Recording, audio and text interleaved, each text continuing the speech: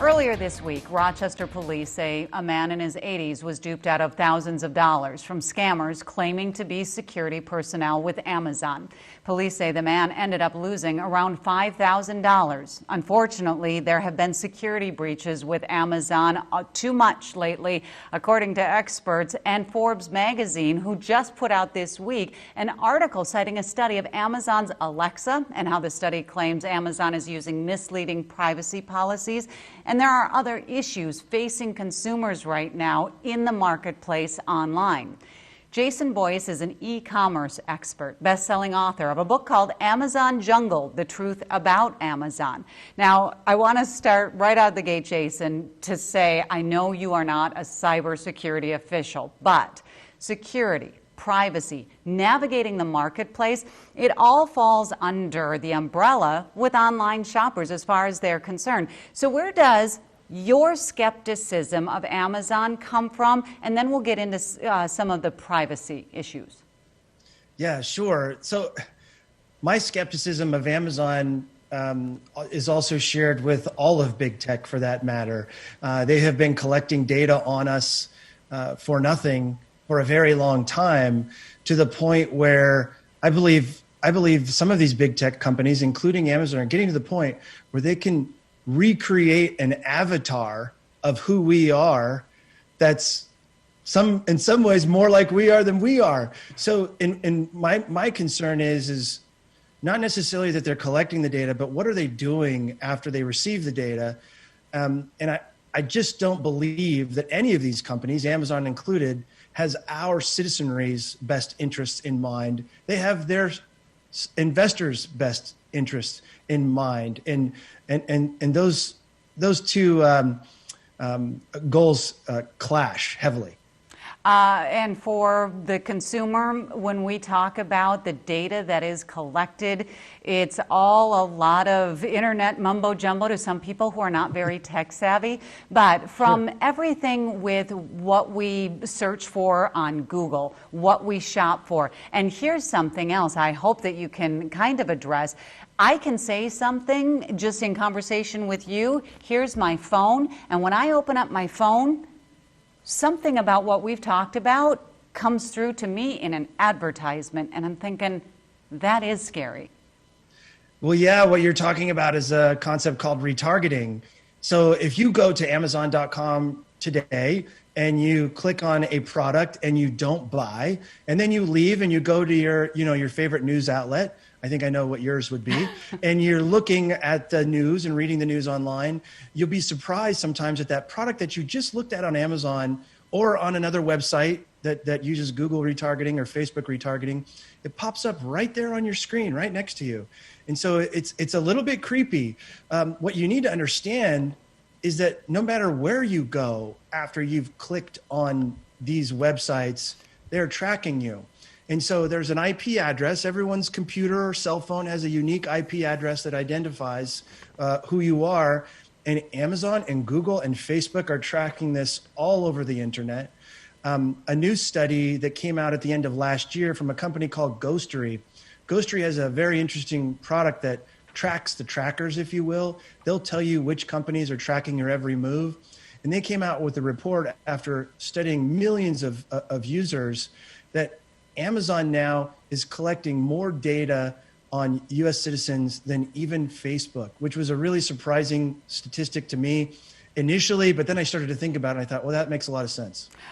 So you are calling on lawmakers to do something about this. What specifically can our lawmakers do? We do know that there has been a lot of talk on Capitol Hill about cybersecurity and consumer protection and things like that. But what do we need our lawmakers to do? Look, our lawmakers need to make the ability for these companies to track our every move and opt in. If I, as a US citizen, want to give the right to Google and Facebook and Amazon to track my every move, and I'm okay with that, then that's great. The second piece is an education piece. The general public doesn't have a problem with this right now, but what they need to understand is not only are they collecting your information to make your life more convenient, they're also collecting your information and providing repeated stimuli to your brain, to your unconscious brain, to change your behavior. those behavior changes may not align with what you, using your free will, want to do. So there needs to be an education piece along with legislation to educate U.S. consumers about just how nefarious these tactics can be. Secondly, if I've agreed at one point to allow a company to track my information and I change my mind, I should be able to purge that data. I should be able to push a button and tell Amazon, I'm done with you, Amazon. I no longer allow you to use my information however you want to. I want it back. And then the third piece, I get a few eye rolls, Betsy, when I put this one out there. What does the U.S. citizen get in exchange for giving up all of their data, right? I think it's time in our country, if someone's going to collect our data, your data, Betsy, and they're making billions of dollars off of everyone's data collectively, that whoever gave that information gets some remuneration in return. And so those are some of the things that I would like to see the legislators work on. This is a really important topic that a lot of consumers don't really, I think, understand the full gravity of. I mean, look, there's a lot of situations with Facebook where that stimuli that they are submitting to users is changing how people think about the world and not always in their best interests. We saw that a lot in this past election. Jason, can I get you to hang with me just 2 minutes? I have to take a quick break. We'll come back and let's get a little bit more specific on how you're saying that they're trying to change our behaviors. I feel like I'm in control of my behavior, right? Depending on what day. But give me 2 minutes. We'll come back and talk about that.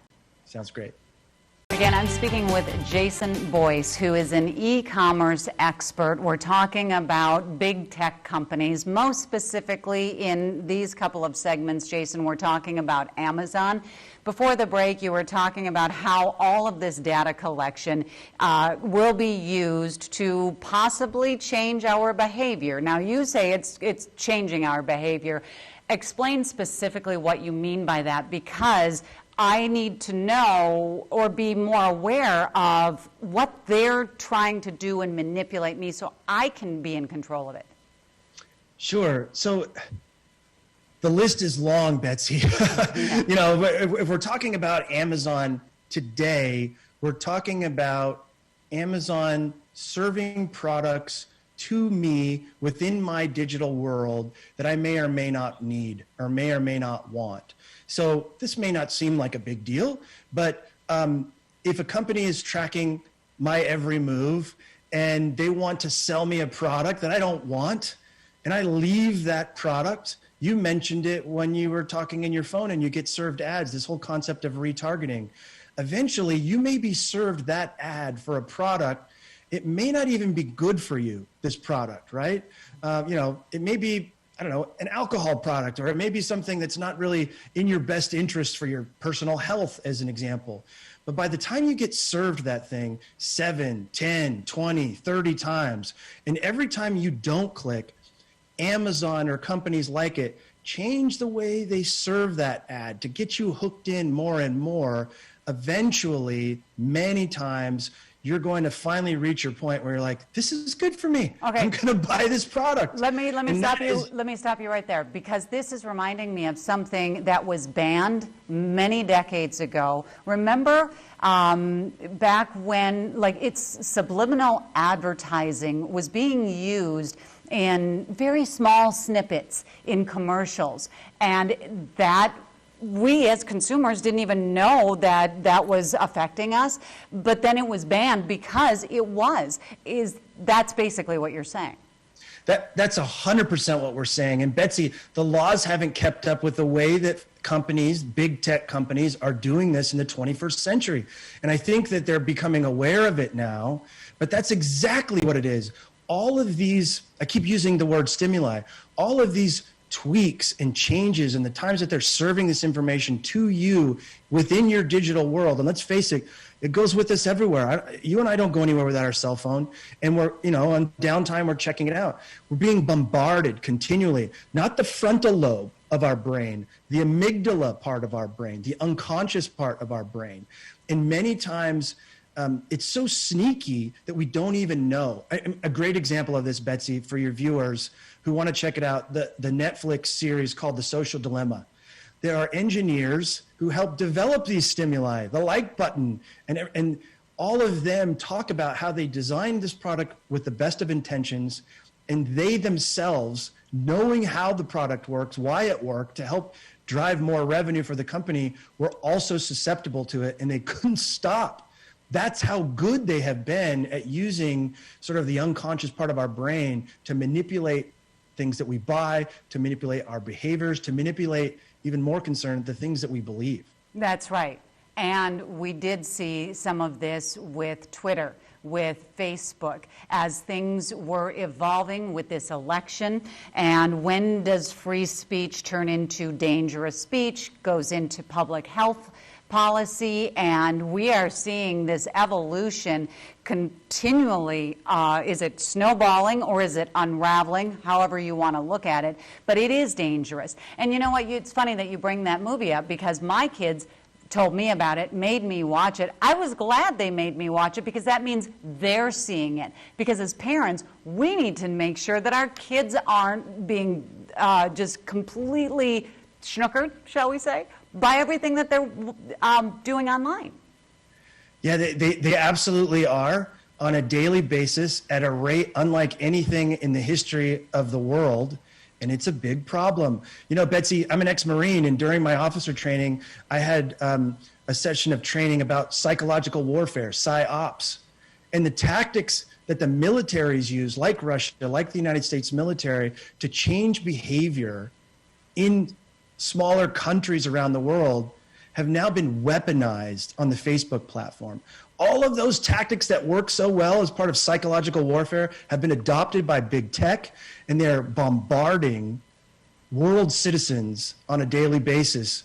And it should be alarming. It should be alarming to everyone. And I'm concerned when I see surveys from the general public who say, I don't care. I don't care if they're taking my data. I just think they need to understand the true consequences of what's happening. And the legislators, I think, are finally waking up for the need to take action to protect people from themselves on some degree, but more importantly from big tech. Yeah, I'm one of those people for the longest time, because I'm thinking, I don't have anything to hide. I don't care that you know what I'm searching. I don't care if you know my conversations. They're not top secret or anything like that. But this is why it's a problem, and it's an important conversation. Jason, I appreciate what you're doing. I hope that we can touch base again, because there's a lot more to this that I couldn't get into in these two segments. Thank you, Betsy, and thank you for having me on. I really appreciate it. Absolutely. Have a great weekend.